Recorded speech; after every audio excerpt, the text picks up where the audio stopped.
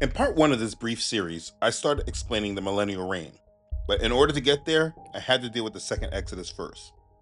This is a major piece of Bible prophecy that must take place before Yasharel is restored as a nation again and put back in our land. If you remember from part one, I explained that Yasharel rebelled and sinned against Yahuwah, and two, because of their sins, Yahuwah punished and scattered Yasharel to the four corners of the earth. Then three, in the last days, Yahuwah will gather his flock of Yasharel where he scattered them and bring them to the wilderness where he will deal with them face to face as he did in the first Exodus. And you see, that's the main understanding that needs to be had. But after Yasharel is gathered in the wilderness, there's a lot more that will happen before Yahusha's return. So we need to read about it. So we will continue with this discussion about the millennial kingdom. Let's keep going. Okay, so where we're at in Bible prophecy, we were discussing the second Exodus. Please understand that for the rest of the world, they're dealing with problems during this time. We can read in Revelation about the seals, the trumpets, and the bowl judgments, and understand that the world is going through a lot of problems. But those in the second Exodus, they are blessed and they're guarded.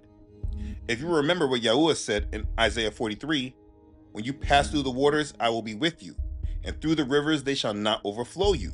When you walk through the fire, you shall not be burned, nor shall the flame scorch you. You see, they're covered and they're guarded. But if you remember in Revelation chapter 12, the devil, he's sending a flood towards us and making the world completely against us. And by the time of the end, at the tribulation, we know that what is coming is the battle of Armageddon. Now here's the thing. Most people, they know of what's written about the battle of Armageddon from what's written in Revelation. But the details are really spoken about this in the book of Ezekiel when Yahuwah prophesies of this. So let's read it there. Now the word of Yahuwah came to me saying, Son of man, set your face against Gog of the land of Magog, the prince of Rosh, Meshech, and Tubal, and prophesy against him and say, Thus says Yahuwah Elohim, Behold, I am against you, O Gog, the prince of Rosh, Meshech, and Tubal. I will turn you around, put hooks into your jaws, and lead you out, and with all your army, horses, and horsemen, and splendidly clothed, in great company with bucklers and shields, all of them handling swords. Persia, Ethiopia, and Libya are with them, all of them with shields and helmets. Gomer and all its troops, the house of Togarmah from the far north and all its troops. Many people are with you. Prepare yourself and be ready, you and your companies that are gathered about you, and be a guard for them. After many days you will be visited. In the latter years you will come into the land of those brought back from the sword and gathered from many on the mountains of Israel, which had long been desolate. They were brought out of the nations, and now all of them dwell safely. You will ascend, coming like a storm, covering the land like a cloud, you and all your troops and many peoples with you. Thus says Yahweh Elohim, on that day it shall come to pass that thoughts will arise in your mind, and you will make an evil plan. You will say, I will go up against a land of unwalled villages. I will go to a peaceful people who dwell safely, all of them dwelling without walls and having neither bars nor gates, to take plunder and to take booty, to stretch out your hand against the waste places that are again inhabited, and against a people gathered from the nations who have acquired livestock and goods, who dwell in the midst of the land. Sheba, Dedan, the merchants of Tarshish, and all the young lions will say to you, Have you come to take plunder? Have you gathered your army to take booty, to carry away silver and gold, to take away livestock and goods to take plunder? Therefore, son of man, prophesy and say to Gog, Thus says Yahweh Elohim, on that day when my people Yasharel dwell safely, will you not know it? Then you will come from your place out of the far north, you and many peoples with you, all of them riding on horses, a great company and mighty army. You will come up against my people Yasharel like a cloud, to cover the land. It will be in the latter days that I will bring you against my land, so that the nations may know me, when I am hallowed in you, O Gog, before their eyes. Thus says Yahweh Elohim, Are you he of whom I have spoken in former days by my servants, the prophets of Yasharel, who prophesied for years in those days that I will bring you against them? And it will come to pass at that same time when Gog comes against the land of Yasharel, says Yahweh Elohim, that my fury will show in my face. For in my jealousy and in the fire of my wrath I have spoken. Surely in that day there will be a great earthquake in the land of Yasharel, so that the fish of the sea and the birds of the heaven, the beasts of the field, all creeping things that creep on the earth, and all men who are on the face of the earth shall shake at my presence. The mountains shall be thrown down, the steep places shall fall, and every wall shall fall to the ground. I will call for a sword against Gog throughout all my mountains, says Yahweh Elohim. Every man's sword will be against his brother, and I will bring him to judgment with pestilence and bloodshed. I will rain down on him, on his troops, and on the many peoples who are with him, great hailstones, fire, and brimstone. Thus I will magnify myself and sanctify myself, and I will be known in the eyes of many nations. Then they shall know that I am Yahweh. Ezekiel chapter 38, verses 1 through 23. Okay, so this is a big deal. You see the nations set to come against Yasharel. Yahweh said that they are dwelling safely. During the second Exodus, just like the first Exodus, Yasharel, they left with abundance of livestock and goods. It will be the same when we return the second time. Now the nations of the world, they set their eyes to come to the land of Yasharel and attack Yasharel. Yah said it's these people that came back and were dwelling safely, but the nations of the world declared themselves that they would come against Yasharel. And you see, he's doing this so that all the nations know that he is Yahweh. He is declaring his dominance in the world and showing exactly who it is that controls this world. So he's doing this to show the rest of the world who he is, just the same way he did in the first Exodus when he judged Egypt. Now we understand all this even more deeply when we line it up with what is prophesied in the book of Revelation. This all lines up with what is prophesied in Revelation chapter 16. It says, "Then the sixth angel poured out his bowl on the great river Euphrates, and its water was dried up, so that the way of the kings from the east might be prepared. And I saw three unclean spirits like frogs coming out of the mouth of the dragon, out of the mouth of the beast, and out of the mouth of the false prophet. For they are spirits of demons, performing signs which go out to the kings of the earth and of the whole world to gather them to the battle of that great day of El Shaddai. Behold, I am coming as a thief. Blessed is he who watches and keeps his garments, lest he walk naked and they see his shame. And they gather them together to the place called in Hebrew Armageddon." Revelation chapter 16, verses 12 through 16. And so we do know that this is how they're able to come up against Yasharel, because the Euphrates River dried up. But if you remember in Ezekiel 38, it speaks of a great earthquake that happens. It said, "Surely in that day there shall be a great earthquake in the land of Yasharel, so that the fish of the sea, the birds of the heaven, the beasts of the field, all creeping things that creep on the earth, and all men who are on the face of the earth shall shake at my presence." Ezekiel 38, verses 19 and 20. You see, this is the same thing prophesied that happened in Revelation 16, when the armies come to war against Yasharel. It says, as you keep reading, "Then the seventh angel poured out his bowl into the air, and a loud voice came out of the temple of heaven from the throne saying, 'It is done.' And there were noises and thunderings and lightnings, and there was a great earthquake, such a mighty and great earthquake as had not occurred since men were on the earth. Now the great city was divided into three parts, and the cities of the nations fell. And great Babylon was remembered before Elohim to give her the cup of wine of the fierceness of his wrath. Then every island fled away, and the mountains were not found. And great hail from heaven fell upon men, each hailstone about the weight of a talent. Men blasphemed Elohim because of the plague of the hail, since that plague was exceedingly great." That's Revelation chapter 16, verses 17 through 21. And you see, it all goes together. So, okay, the nations have come to war against Yasharel in the wilderness. Let's keep reading Ezekiel chapter 38. "And you, son of man, prophesy against Gog, and say, 'Thus says Yahweh Elohim, Behold, I am against you, O Gog, the prince of Rosh, Meshach, and Tubal, and I will turn you around and lead you on, bring you up from the far north, and bring you against the mountains of Yasharel. Then I will knock the bow out of your left hand, and cause the arrows to fall out of your right hand. You shall fall upon the mountains of Yasharel, you and all your troops and the peoples who are with you. I will give you to the birds of prey of every sort, and to the beasts of the fields to be devoured. You shall fall on the open field, for I have spoken, says Yahweh Elohim. And I will send fire on Magog and those who live in security in the coastlands. Then they shall know that I am Yahweh. So I will make my holy name known in the midst of my people Yasharel, and I will not let them profane my holy name anymore. Then the nations shall know that I am Yahweh, the Holy One in Yasharel. Surely it is coming, and it shall be done, says Yahweh Elohim. This is the day of which I have spoken. Then those who dwell in the cities of Yasharel will go out and set on fire and burn the weapons, both the shields and bucklers, the bow and arrows, the javelins and spears, and they will make fires with them for 7 years. They will not take wood from the field, nor cut down any from the forest, because they will make fires with the weapons, and they will plunder those who plunder them, and pillage those who pillage them, says Yahweh Elohim. It will come to pass in that day that I will give Gog a burial place there in Yasharel, the valley of those who pass by east of the sea, and it will obstruct travelers, because there they will bury Gog in all his multitude. Therefore they will call it the valley of Hamon Gog. For 7 months the house of Yasharel will be burying them in order to cleanse the land. Indeed, all the people of the land will be burying, and they will gain renown for it on the day that I am glorified, says Yahweh Elohim. They will set apart men regularly employed with the help of a search party to pass through the land and bury those bodies remaining on the ground in order to cleanse it.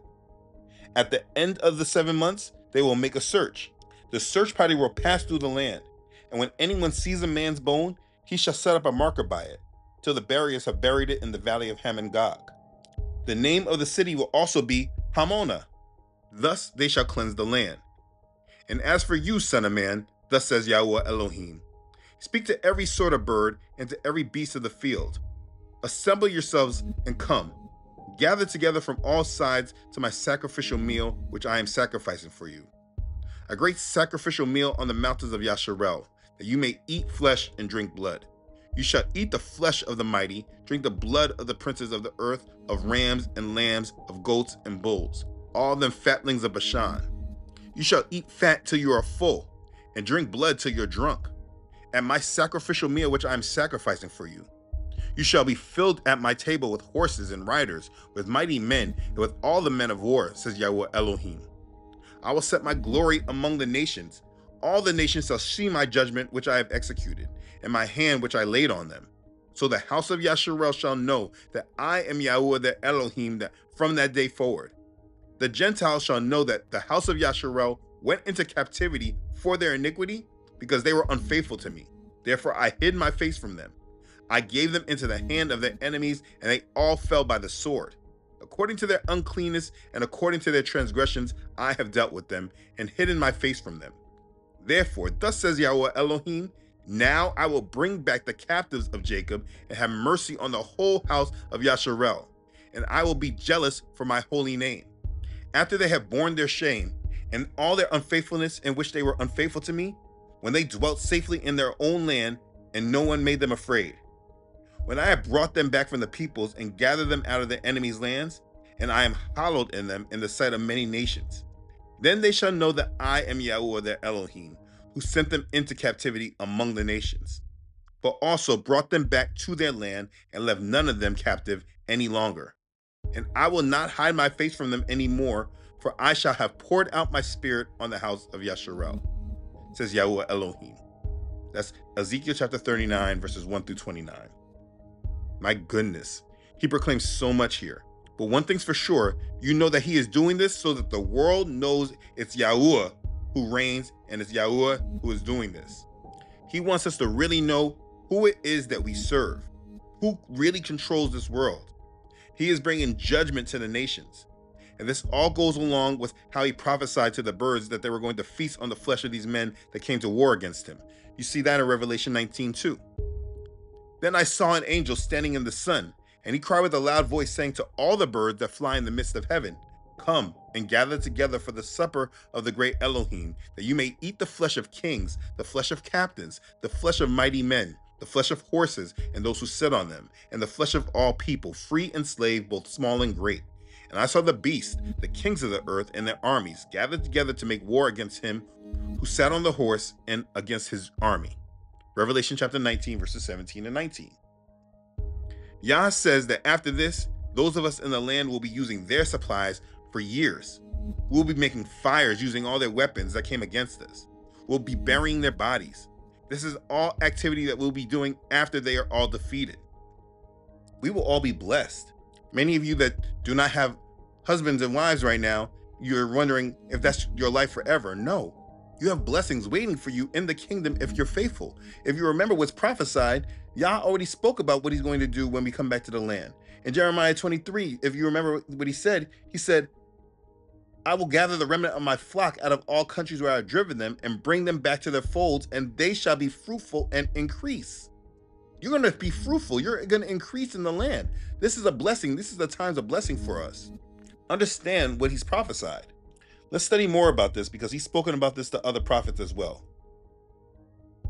Let's read about this in Zechariah. It says, "Behold, the day of Yahweh is coming, and your spoil will be divided in your midst. For I will gather all the nations to battle against Jerusalem. The city shall be taken, the houses rifled, and the women ravished. Half of the city shall go into captivity, but the remnant of the people shall not be cut off from the city. Then Yahweh will go forth and fight against those nations, as he fights in the day of battle. And in that day his feet will stand on the Mount of Olives, which faces Jerusalem on the east. And the Mount of Olives shall be split in two, from east to west, making a very large valley. Half of the mountains shall move toward the north, and half of it toward the south. Then you shall flee through my mountain valley, for the mountain valley shall reach to Azal. Yes, you shall flee as you fled from an earthquake, in the days of Uzziah king of Judah. Thus Yahweh my Elohim will come, and all the saints with you. It shall come to pass in that day that there will be no light. The lights will diminish. It shall be one day which is known to Yahweh, neither day nor night. But at evening time it shall happen that it will be light. And in that day it shall be that the living water shall flow through Jerusalem, half of them toward the eastern sea and half of them toward the western sea. And both summer and winter it shall occur. And Yahweh shall be king over all the earth. In that day shall be Yahweh is one, and his name one.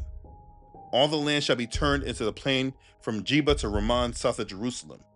Jerusalem shall be raised up and inhabited in her place, from Benjamin's gate to the place of the first gate and the corner gate, and from the tower of Hananel to the king's wine presses. The people shall dwell in it, and no longer shall there be utter destruction, but Jerusalem shall be safely inhabited. And this shall be the plague with which Yahweh will strike all the people who fought against Jerusalem. Their flesh shall dissolve while standing on their feet. Their eyes shall dissolve in their sockets, and their tongue shall dissolve in their mouths. It shall come to pass in that day that a great panic from Yahweh will be among them. Everyone will seize the hand of his neighbor and raise his hand against his neighbor's hand. Judah also will fight at Jerusalem, and the wealth of all surrounding nations shall be gathered together, gold, silver, and apparel in great abundance. Such as also shall be the plague on the horses and the mule, on the camel and the donkey, and on the cattle that will be in those camps. So shall this plague be." That's Zechariah chapter 14, verses 1 through 15. And you see, if you start from verse 1, it may confuse you because he's talking about the initial judgment that Judah had when they were already in the land and when he judged them and had them cast out. But later he's speaking about the judgment that he's going against all the other nations, and it lines up completely with what we read in Ezekiel and Revelation 19. Matter of fact, let's read it in full from Revelation 19. It says, "Now I saw heaven opened, and behold, a white horse, and he who sat on him was called Faithful and True, and in righteousness he judges and makes war. His eyes were like a flame of fire, and on his head were many crowns. He had a name written that no one knew except himself. He was clothed with a robe dipped in blood, and his name is called the Word of Yahweh. And the armies in heaven, clothed in fine linen, white and clean, followed him on white horses. Now out of his mouth goes a sharp sword, that with it he should strike the nations. And he himself will rule them with a rod of iron. He himself treads the winepress of the fierceness and wrath of El Shaddai. And he has on his robe and on his thigh a name written, King of Kings and Lord of Lords. Then I saw an angel standing in the sun, and he cried with a loud voice, saying to all the birds that fly in the midst of heaven, Come and gather together for the supper of the great Elohim, that you may eat the flesh of kings, the flesh of captains, the flesh of the mighty men, the flesh of horses, and those who sit on them, and the flesh of all people, free and slave, both small and great. And I saw the beasts, the kings of the earth, and their armies gathered together to make war against him who sat on the horse and against his army. Then the beast was captured, and with him the false prophet who worked signs in his presence, by which he deceived those who received the mark of the beast and those who worshipped his image. These two were cast alive into the lake of fire, burning with brimstone. And the rest were killed with the sword which proceeded from the mouth of him who sat on the horse. And all the birds were filled with their flesh. Revelation chapter 19, verses 11 through 21. You see, it's all the same thing. When we're reading the Bible and not adding the Old Testament prophecies in with our understandings, it does not provide a clear picture for us. He has testified of all these things and shown us what to expect. You see, Christians have believed in the pre-tribulation rapture because they don't recognize that the beast is coming against true Yasharel when we're gathered to safety. This is what will be happening in those days after all those seals, trumpets, and bowls are poured out on the world. And we see that Yahusha comes down and defeats them all, and this is where he comes to reign. And so please note this. It is at this time where the rapture that you see in 1 Thessalonians chapter 4, this is where it applies. This will be the time of what people want to call the rapture. When everyone's scattered, not in the wilderness with Yasharel, everyone will be caught up to meet Messiah in the air. Those who keep the commandments and pass the trials and survived will be caught up. I have thoroughly went over this in this video, so I will not go over those scriptures, but I have explained it in depth in this video if you have not seen it. But this is the point where that will happen. Not any time before this. This is when Messiah comes back down. This is biblically the only time people should be expected to be caught up in the air with Messiah. It's on his second coming when he comes down to reign. Now also, you should pay attention to the words Yah has prophesied, because he said much of our land has been left desolate. Because of words like this, you can see that there's reasons why people like my brother Larry Johnson and others have, among many other reasons, they feel that the land that they say is Israel is not actually our land. There's a lot of evidence that supports this, but I am not personally able to teach that just because I try to teach what I can prove, because people use anything to try to discredit me. But Yahuwah said some of our land is desolate, deserted of people, and in a state of bleak and dismal emptiness. All I'm saying is please pay attention to all of his words. But in the end, all of us, we will go where our Father leads us. So while I do feel it's right to speculate that these people are probably lying to us, I rest assured that wherever we're supposed to go, Yah will lead us. And so I just want to put that out there because you can read the words for yourself and see that based on the current narrative, all of that, it doesn't completely gel. But we will see. So during and after the second Exodus, and he gathers us to the wilderness, the world will be dealing with plagues and judgments. Those not gathered with Yasharel will be persecuted by the beast. This will be many true believers that did not want to understand truly who Yasharel was. They probably saw this topic about who Yasharel is as being about race, but they still loved Yah. They were not ready for the second Exodus, and they will be tested. They are the offspring of Yasharel as spoken of in Revelation chapter 12. While we are in the wilderness, the rest of the world is going to be dealing with judgments. And eventually, due to Satan speaking great words, they're going to come into the land where we are and come to attack us. But it will be at this time that Yahusha will come down and defeat them. This is where everything is leading to, and once this happens, then we come to the millennial reign. Let's read about it in Revelation chapter 20.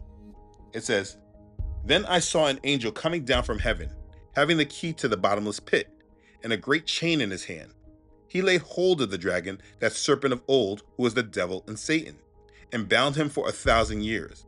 And he cast him into the bottomless pit, and shut him up, and set a seal on him, so that he should deceive the nations no more till the 1,000 years were finished.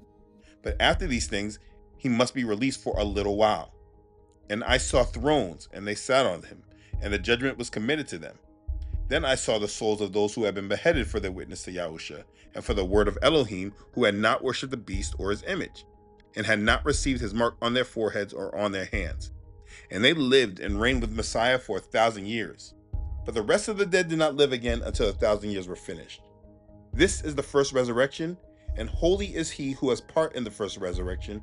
Over such the second death has no power. But they shall be priests of Elohim and of Messiah, and shall reign with him 1,000 years. That's Revelation chapter 20, verses 1 through 6. You see, this is the 1,000-year reign of Messiah. This should be the main goal that we are all enduring to the end to be a part of. This is it. This is the goal.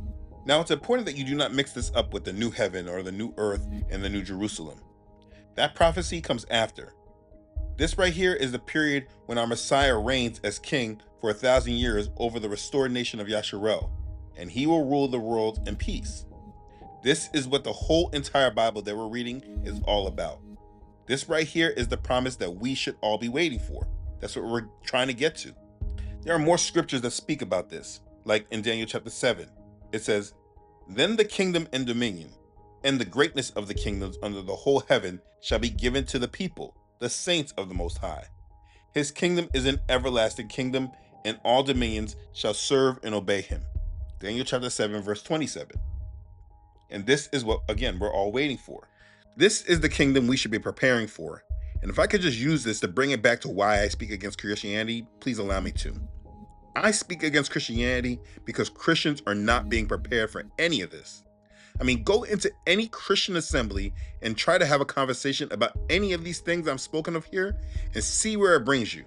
And the worst part you'll find is that instead of humbling themselves and relearning, most of them will double down on pride and just attack you because you're presenting things their religion has never made you consider, even though it's right in the scriptures. They literally will make you an enemy because you don't support their false doctrines, and they will make it their business to attack you. Their goals are completely different than what we should biblically be waiting for. That's why I speak against Christianity. But let's keep going. Let's keep learning more about what Yahuwah has said about this time when Messiah rules as king. It says, "Then say to them, Thus says Adonai Yahuwah, surely I will take the children of Israel from among the nations wherever they have gone, and will gather them from every side and bring them into their own land, and I will make them one nation in the land on the mountains of Israel, and one king shall be king over them all. They shall no longer be two nations, nor shall they ever be divided into two kingdoms again.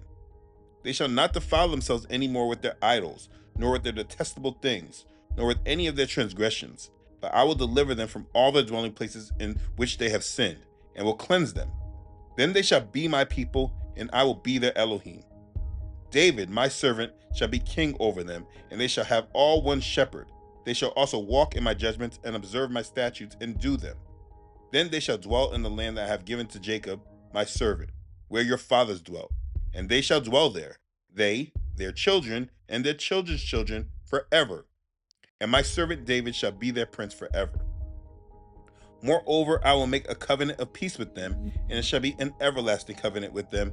I will establish them and multiply them, and I will set my sanctuary in their midst forevermore. My tabernacle also shall be with them.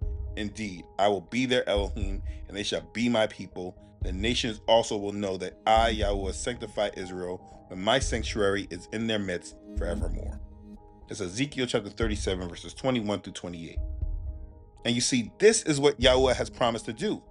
And it's important that you have not quenched the Ruach in your lives so much so that you're against this prophecy from coming to pass. So many people arguing that it's not about Israel any longer, and identifying who Israel is not important. We just need to focus on Jesus, all those kind of words. These are people in spiritual blindness that are not fully walking aligned to Yah's will. Religion has blinded them, and they are not focusing fully on what Yah has promised, or what his prophecies are. Religion just has us focus on ourselves instead of being a servant of the Most High and being about his will. So you know what? Of course, deception will make it be that you do not understand Yah's plan for the end times and where this world is headed to. But this is the promise that we're all walking towards right now. The millennial kingdom in which Yahusha will finally take the throne as king, and we will live amongst him in his kingdom. We will be blessed in it, and we will multiply in it. It says us, our children, and our children's children forever. If you claim faith in Messiah, but you are not living your life towards this goal, if you do not have this kingdom in your mind, then you must go back and pray and strengthen your walk and faith in him. This is it right here. This is what we're all about. Anybody that says that they are a believer or take that label of Christian and they are not living for this goal right now, they need to reevaluate their faith. Understand is that this point in time is when Israel and Judah is joined back together again into one kingdom, and they will not be defiled any longer, and Messiah will reign as king. And there's more that's prophesied, like what's written here. For Yahuwah will have mercy on Jacob and will still choose Yasharel and settle them in their own land. The strangers will be joined with them, and they will cling to the house of Jacob. Then people will take them and bring them to their place, and the house of Yasharel will possess them for servants and maids in the land of Yahuwah. They will take them captive, whose captives they were, and rule over their oppressors. That's Isaiah chapter 14, verses 1 and 2. And you see, this is what Hebrew Israelites like to focus on. Out of all the other beautiful promises, they only can see that other people will be serving us. And yes, this is the case, but they apply it falsely to everyone. The problem is that most people don't understand what the world will be like during this period. The whole world will look to Yasharel. They must cling to Yasharel. All the people who have oppressed us will be our servants. They will be forced to serve us. I mean, for some reason, Christians believe that the whole world is just going to be destroyed or something. That's just not the case. Babylon will be destroyed and never be inhabited again, yes. Much of the world will be burned up, yes. But everyone is not going to die. They will live like how you see in those apocalypse movies or those Mad Max movies, how they have depicted it. And they will not be blessed. Everyone will not die though, and many of them will serve us in the kingdom. Us in Yasharel, we will be blessed. We will rebuild our land and we will dwell in it securely and be blessed. The other nations, they have a different fate. Like the remnant of Edom, they have a real issue. It says, on that day, I will raise up the tabernacle of David, which hath fallen down, and repair its damages. I will raise up its ruins and rebuild it as in the days of old, that they may possess the remnant of Edom, and all the Gentiles who are called by my name, says Yahuwah, who does this thing. Behold, the days are coming, says Yahuwah, when the plowman shall overtake the reaper, and the treader of grapes him who sows seed. The mountains shall drip with sweet wine, and all the hills shall flow with it. I will bring back the captives of my people Yasharel. They shall build the waste cities and inhabit them. They shall plant vineyards and drink wine from them. They shall also make gardens and eat fruit from them. I will plant them in their land, and no longer shall they be pulled up from the land I have given them, says Yahuwah, your Elohim. Amos chapter 9, verses 11 through 15. This is our future. We are going to rebuild our land. We're going to plant vineyards and eat from our gardens. We're going to live in peace and live under the rulership of Yahusha as our king. This is the future that I'm living for. And there's more prophesied too. Let's keep reading. But on Mount Zion, there shall be deliverance, and there shall be holiness. The house of Jacob shall possess their possessions. The house of Jacob shall be a fire, and the house of Joseph a flame. But the house of Esau shall be stubble. They shall kindle them and devour them, and no survivor shall remain of the house of Esau. For Yahuwah has spoken this. The south shall possess the mountains of Esau, and the lowland shall possess Philistia. They shall possess the fields of Ephraim and the fields of Samaria. Benjamin shall possess Gilead, and the captives of this host of the children of Yasharel shall possess the land of the Canaanites, as far as Zarephath. The captives of Jerusalem who are on Sephard shall possess the cities of the south. Then saviors shall come to Mount Zion to judge the mountains of Esau, and the kingdom shall be Yahuwah's. Obadiah chapter 1, verses 17 through 21. But do you see what it says here? Esau will be no more, which is why they avoid these discussions in church. That's why applying Esau as the white man is just such false doctrine, because this is not what this means. The Hebrew Israelites falsely teach this nonsense, and that's why people don't really have an accurate understanding of what to expect. There will be severe judgment on Esau, the ones who have stolen our identity and claim that they are the people. They have judgment coming to them. And Jacob, meaning Yasharel, we will be that judgment. We are the fire that will make them stubble. I have always said that there will be coming a time where we will fight. It comes when the kingdom comes, but we will be under Yah's covering and he will guide us. Those using these prophecies to prematurely go after those they falsely claim as Esau, they are being used by the enemy for wicked purposes. There is a time that this will come, but it's about Yah's timing, and the judgment must be on the right people. Now, that does not change that many of the people who oppressed us and were against us, they will still serve us. Those that survive will serve Yasharel, but that has nothing to do with those who have repented and were taken into the kingdom by Yahuwah because of their love and service to him. The Hebrew Israelite doctrine does not properly account for them, and that's why I have issues with their doctrines. Please understand this. It will not only be Yasharel alive in this world. We know that scripture says that Yahusha will rule the world with a rod of iron. But yet people believe that when he comes back, there will be no one left to rule. That's just not true. And we know this again from prophecy, like was written in Zechariah 14. It says, "And it shall come to pass that everyone who is left of all the nations which came against Jerusalem shall go up from year to year to worship the King, Yahuwah of hosts, and to keep the Feast of Tabernacles. And it shall be that whichever of the families of the earth do not come to Jerusalem to worship the King, Yahuwah of hosts, on them there will be no rain. If the family of Egypt will not come up and enter in, they shall have no rain. And they shall receive the plagues with which Yahuwah strikes the nations who do not come up to keep the Feast of Tabernacles. This shall be the punishment of Egypt and the punishment of all the nations that do not come up to keep the Feast of Tabernacles. In that day, holiness to Yahuwah shall be engraved on the bells of the horses. The pots in Yahuwah's house shall be like the bowls before the altar. Yes, every pot in Jerusalem and Judah shall be holiness to Yahuwah of hosts. Everyone who sacrifices shall come and take them and cook in them. In that day there shall no longer be a Canaanite in the house of Yahuwah of hosts." That's Zechariah chapter 14, verses 16 through 21. Do you see this? This is what the world will be like in the kingdom. It says, everyone who is left of all the nations. So we already know that there will be survivors. Not everyone will die. So people that believe that there will be no more people on earth, and that's why they need to go to heaven, they're just showing that they don't really understand the promises. Now it also says that those who survive must come to worship Yahusha, our King. And each year, everyone will be forced to come and celebrate Sukkot with us. If they don't, they won't receive rain for a year.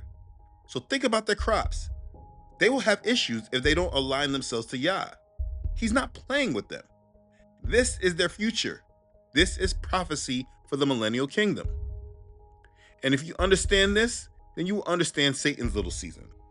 You see, right now, there's so many false doctrines going on right now.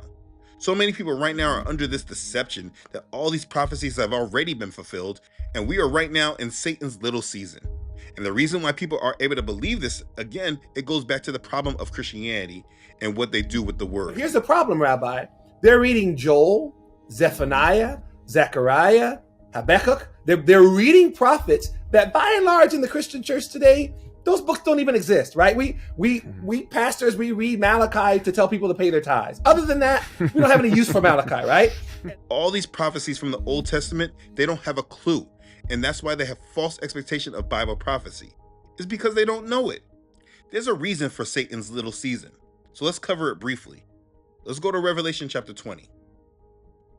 Now, when the 1,000 years have expired, Satan will be released from his prison and will go out to deceive the nations, which are in the four corners of the earth, Gog and Magog, to gather them together to battle, whose number is as the sand of the sea. They went up on the breadth of the earth and surrounded the camp of the saints and the beloved city. And fire came down from Elohim out of heaven and devoured them. The devil who deceived them was cast into the lake of fire and brimstone where the beast and the false prophet are. And they will be tormented day and night forever and ever. Revelation chapter 20, verse 7 through 10. Okay, so get this and apply it. We in Yasharel, at that time, we're blessed.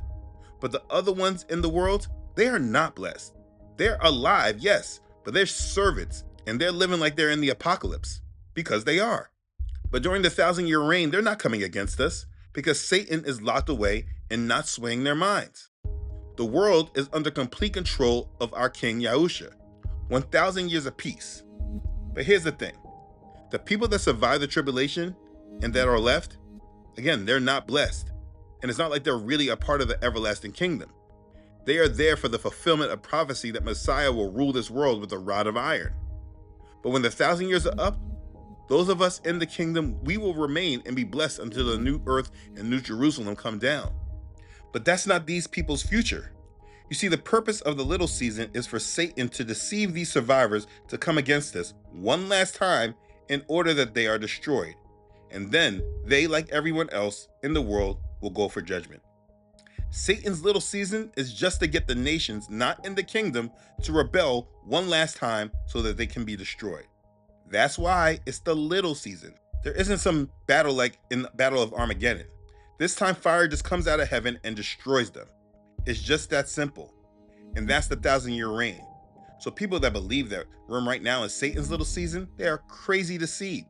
We are Satan's massive season, his big season. That's why everything is a lie. That's why everyone's being lied to right now. This is not a little season. People that don't understand Bible prophecy believe falsehoods. And that's what you get with the people that believe that this is Satan's little season. And these people keep popping up because the devil is out here deceiving people, making sure that many people are not ready for what's coming in this world. But okay, after that, it comes Judgment Day. Let's read. Then I saw a great white throne, and him who sat on it, from whose face the earth and the heaven fled away. And there was found no place for them. And I saw the dead, small and great, standing before Elohim, and books were open. And another book was opened, which is the book of life. And the dead were judged according to their works, by the things which were written in the books. The sea gave up the dead who were in it, and death and Hades delivered up the dead who were in them. And they were judged, each one according to his works. Then death and Hades were cast in the lake of fire. This is the second death. Anyone not found written in the book of life was cast into the lake of fire. That's Revelation chapter 20, verses 11 through 15. And you see, this is Judgment Day, and everyone is gathered to Yah and judge. And it's after this that the end that everyone talks about, this is when it actually comes. Everyone keeps talking about they're waiting for the new heaven and the new earth. And what they need to realize is that this doesn't happen until after the 1,000-year reign. This is when this all happens. But as you can see, there's a great deal of time between now and when the new heaven and the new earth come down. More than 1,000 years. But the new heaven and new earth is what everyone focuses on because they are not taught true Bible prophecy. Either way, this is a breakdown of what we should be expecting in the millennial reign. This is what we're waiting for. Again, I have made a PDF and put all these prophecies together so that they can be studied on your own. I pray this really helps many of you really understand what it is that we're truly waiting for. You see, this is what the Bible is about and what it is that we biblically should be waiting for. But the problem is that religion has blinded us from this. People following religion do not have a clue what it is our Father has actually promised. And there's a good reason for this. Christianity has blinded the masses and is leading them somewhere our Father is not. I've recently spoke about the fact that the religion of Christianity is a religion of tares. Please talk to Christians and ask them where they feel our promises are and what they're waiting for in these last days. And I venture to say that at least 95% or more do not have a thought about any of this that I mentioned here. They are living for completely different goals. Ask yourself why and how you think this could be. Again, it's because Christianity is a religion of tares, and they're being led in a different direction than what our Father has actually said. And that's why it's so hard to reach those who truly think they're correct. They come from the seed that Satan planted, not the seed Messiah planted. They want to leave this earth when we have just been given promises to inherit it and live in his power and covering in his kingdom. Now, there's a lot more to say on all this, but in the end, I just really wanted everyone to really get a glimpse of what we should be expecting based upon Bible prophecy and not those left behind books. This is what scripture states, and I encourage you to print these scriptures out and read them for yourself, study them on your own, and continue to read your whole Bible for yourselves. This is Bible prophecy, and it's all wonderful. If you live in faith and live for Yahuwah, following his ways and commands, you have wonderful promises ahead. The world will be going through tribulation, but no matter what happens, we all who are in Messiah, we will be blessed. This is a wonderful time to be alive. The fact that you are alive and living during this time is a blessing, and don't ever look at it any differently. I tell this story often. When I first came into the truth, I sometimes used to let fear creep in and sway my view of being alive during this time. But after I grew my faith and understood what Yah is doing for us, I feel extremely blessed to be alive during this time, especially being awakened to it all and being able to watch all this happen in real time while not being attached to the wicked agendas and not being led by fear of my enemies. I have none of that. Please know it is a blessing to be alive. If you're living in the truth, you are blessed. So please live in this awareness. You now understand what it is that we're waiting for. You have a stronger understanding of our promises. So now you have to decide for yourself if you will be a part of it, or will you let sin, pride, ego, rebellion, fear, etc. Will you let it all keep you from all of this? It's time that you make a decision for Yah and put him as the priority in your life. Make him the reason why you are here and prepare for him. Because let me tell you, his kingdom is coming regardless if you are ready for it or not. So please, Get ready. Repent, for the kingdom of Yahuwah is at hand. Be ready for it. And be blessed. Hallelujah. Praise Yah. Okay, thanks again for watching. If this has blessed you, please don't forget to like this and share this video with others. If you haven't done so already, please make sure you subscribe to this channel. Yah willing, I upload every Friday. Also, please don't forget to follow this ministry on Facebook and Instagram, as well as on my website, truthunedited.com. If for any reason you do not see this channel any longer, you can always find this ministry on my website. Please make sure you subscribe to the email list to always stay connected. Please continue to pray for this ministry. Your prayers and support are sincerely appreciated. As always, I want to thank all those who have donated to this ministry. Your contribution is a huge blessing to this ministry and helps continue on with this assignment. Your support is a blessing. I'm always humbled by your support, and I'm very thankful for you. Be blessed. Okay, thanks again for watching, everyone. I love you all.